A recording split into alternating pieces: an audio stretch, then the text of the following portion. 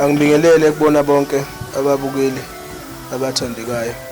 UDlobheka igama lami owakhuzwa endaweni yaseNquthu. Bathandi bomculo wamaskandi noma abathandi bomculo wonke umkhakha okhona. Ngithi ngidlulisa kakhulu ukuzobonga ukuphuma kwenu nizosupport abaculi ade bekhona emcimbini wempucuzeko kusemabhida ngomhla ka-20 July. Sijabule kakhulu ukuba nani, sibonge support yenu enisinika yona. Ngiphinde ngibonga nje koMcineka noNtshatha nalo lonke nje ithimba elikhona kwimpucuzeko. Bafethu umcimbi ube muhle kakhulu, abantu basithandile, bawuthandile umcimbi, akubanga nedubedube, akuchithekanga gazi. Siyakubonga kakhulu lokho, nangokuza siyafisa futhi kuqhubeke kube kuhle kube njalo. Kunento engeke ngayibuka-ke njengoba silapha ngomhla ka-20 July kwimpucuzeko. Ozakwethu abaningi bakhalile nge-sound system ebilapha ukuthi ayizange benelise kahle. Nami lokho ngakuzwa, kodwa akusiyo into sengathiwa yihawu lokuveka ukuthi abaculi bekhale nge-sound. Nali baculi phela basamaciko nje, uyezwa ukuthi okuthile ngenkathi ngicula yini engekho right. Ucele lo sedeskini ukuthi kwazi ukulungisela leyo nkinga leyo. Mina nje ngoDlobheka nje nganje mangiqala ngilida okuqala ngayiqala ngayisho ngayizwa ukuthi ayikhona ukufika la ngifuna khona. Ngangishintsha khona igiya khona lapho masisha, ngangifaka elinye ngani mangiya kwesithathu imelody lapho engafike ngizwa khona ukuthi la ngihleli khona angisasuka.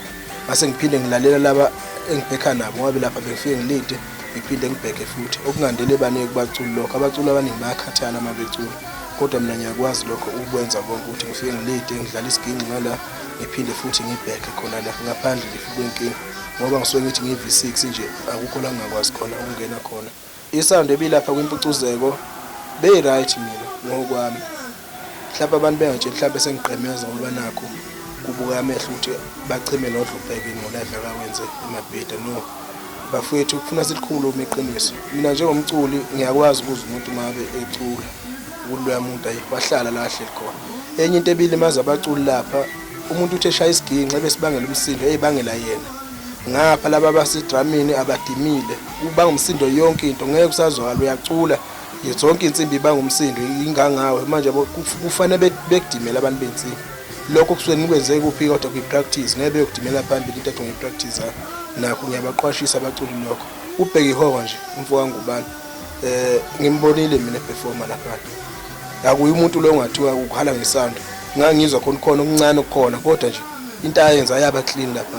So kusho ukuthi kuona wonke umculo ukube weze ezazi indaba zakhe lapho uzokwenzani. Ngaba ayikho umculo osikhalela ngesound impela bengathiwa akusenzeki lutho. Cha bafethu, iqiniso asilimeleni, siphinde futhi sizazi indaba zethu mesemcimbini. Sazolimala abantu abaningi uma kusenje uDlobheka lo ekhona nje endimeni miningi imicimbi sazoba khona. Sazolonke baqinizile abantu ngoba ngifuna ukwehlula futhi noma ngehluliwe angisoze ungize ngikhalela abantu abathize ukuthi ibona benze ukuthile. Ukuhlula vele kusuke kuyinto edala ukuthi uma kusuke kuqhathwa abantu aba5 bekuloyo mkomelo ngabe unhloboni, kodwa kukhona lo zowina. Akungathi imathiwa ngihluliwe base ngibeka izaba zamadoda. Cha, ngiyobe ngihluliwe nje ukuhlule kwensizwa. Noma ama-team esuke edlala ibhola kumbala kuthiwa kube draw, kufanele kube 2-0, kube 5-0, kube 1-0, into enjalo. Ukhona esifanele sikwazi, awukho umcimbi oyohamba uthola isound to be 100%. Kungabe bimnandi, kungabe bibad nyana, kodwa nje isound ayisoze yaba 100%. Sekufuna kube kuwena-ke umculo ngokucikoza kwakho ukuthi yini oyipracticeile ozoyenza phambi kwabantu. Into oyipracticeile ngeke ishintshe phambili to imosho isound. Kuzoba nalokho twisteka okuzoba kuncane, kodwa hayi ukuthi kungathiwa akusekho okuzwakalayo lapha. Mina nje ngiperformile lapha, abantu bejabula, ngakuzwa nje lokho, kodwa futhi namanje ngaze ngiphume isound yaze yangibulala ngoba ngayibona into ezamaphutha lapha. Abona mina njengeciko yiphi indlela okufuna ngiphume ngayo la. Akufuni uyikremile into yofika uyenze lapho. Ufuna uma umculi umelane naso sonke isigameko ozohlangabezana naso phambili. Kokunye ngakudlulisa esizweni sakithi, kuyinhlanhla ukuthi la eSouth Africa kube nomculi oneminyaka ewu-25 kuphela okwazi ukudlala ulive oseqophelelweni eliphezulu. Kuwumlando lokho kwakhona kodwa nje ngoba la eMzansi into eziningi ziyevele kubantu asebebadala, kodwa nje kunomculi manje uDlobheka njengoba ngikhuluma nje nababukeli. Ngineminyaka engu-25 years kodwa seqophelelweni ngakube kubaculi abasuke beperforma ulive la eMzansi ngibalela ku-number 1. Uma kube khona osuke ngikwi-position 9 engaba ku-2, mhlawumbe ngelinye nami position 2. Kuyinhlanhla enkulu lokho kwi-South Africa. Siyacela nje sishayele ihlombe ukuthi siyayiqhenya nakwamanye amazwe bawomangala ukuthi kunomuntu omncane onekhono elingaka eMzansi. Ngiyazi ukuthi kubahleli bemicimbi baningi abanhlobonhlobo, kungaba imicimbi yejazz, kungaba imicimbi yekwaito, kodwa kuyenza imicimbi ihlanganise imikhakha ehlukene yabaculi. UDlubheka ukhona uyatholakala. Ngiphinde ngigqugquzele kakhulu ukuthi baculi bakithi, baculi besintu, ngiyacela sikuqonde lokhu. Umdlalo umnandi uma kuphefonywa ulive ngoba yilapho esikwazi ukuveza khona imizwa yethu, and emazweni angaphandle awusoze wabona umculi elingisa i-CD yakhe. Kubalulekile ukuthi sizifundise ukuphefoma ulive ngoba iyona nto esisebenza ngayo emazweni angaphandle. Makuthiwe kube nomculi abamthathile la eSouth Africa, lokho ngiyagqugquzela kakhulu ukuthi zimiseleni bafowethu. Ayikho into emnandi nje ukuzimisela entweni.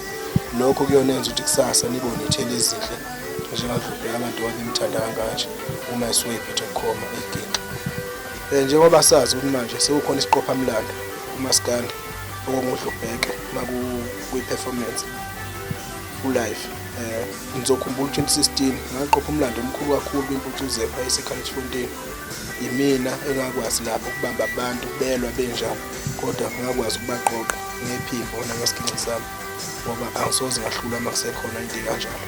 Kuphinda eMabhida kwigcwalisa iMabhida, lapha uDlubheka afika aqopha umlando ngo-live, kuyatakelana. Kuphinde futhi kuqophe umlando omkhulu kakhulu nge-20 July. Engizama ukuchaza ukuthi-ke kuyona yonke imikhakha yemicimbi esuke ekhona la eSouth Africa, uDlubheka uyokwazi ukufika emele uMaskandi noma kuthiwa siqhathine ey'ngwazi zangaphesheya. Nazo zonke imikhakha ekhona yomculo uDlubheka uyofika ekwazi ukuyomela amabhinqa kaMaskandi kuleyo micimbi kanjalo. Ngoba bona uma kufika uDlubheka kuselo nje kuthathile isinqumo sokuthi ngiyaphuma empini. Baningi abantu abavele obala ukuthi uDlubheka bayamthanda, futhi nami lokho engikubonayo ukuthi uDlubheka umuntu wabantu, akusuye umuntu wechancane elithize.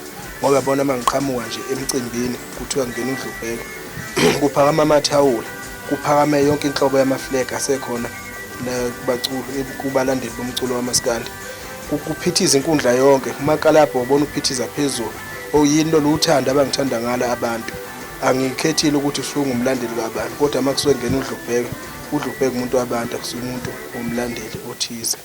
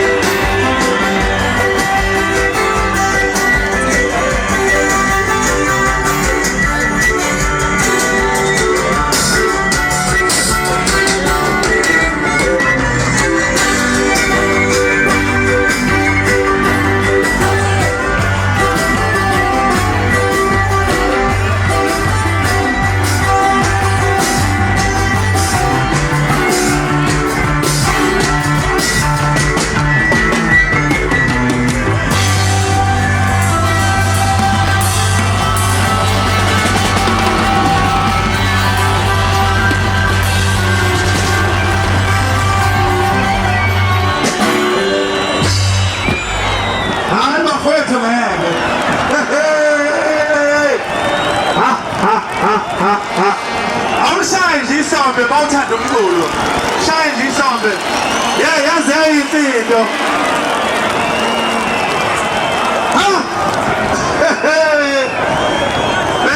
bese-ke uyanjalo into efike ibe yinkinga yile bese kuthiwa kufuneka sifike masifike emsakazweni singancomike sizothiwa sichemile ngizofika ngincome nakhona wazi washaya uJubheka ngizosho nje onenkinga nalokho asho futhi ngizobe ngikhona nginankinga namuntu phela mina insizwa nje anginansizwa nami ngiyinsizwa ngakithi ngizofika ngimncome onenkinga nalokho asho Tell us in Peter, I saw Bush of Bag and a clean up of the time.